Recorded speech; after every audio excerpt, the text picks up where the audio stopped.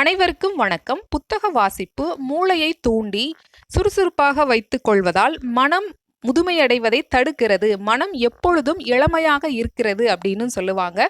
அதற்கு முக்கியமான காரணம் புத்தக வாசிப்பு. இன்றைய பதிவில் விழுப்புரத்தில் நடைபெற இருக்கிற புத்தக திருவிழா குறித்த தகவல்களை நம்ம தொடர்ந்து பார்க்கலாம். விழுப்புரம் 3வது புத்தக திருவிழா 2025 வருடம் மார்ச் மாதம் 2ஆம் தேதி முதல் மார்ச் மாதம் 12ஆம் தேதி வரைக்கும் நடைபெற உள்ளது. விழுப்புரத்துல புதிய பேருந்து நிலையம் அருகில இருக்கக்கூடிய நகராட்சி திடல்ல இந்த புத்தக திருவிழா நடைபெற இருக்கு.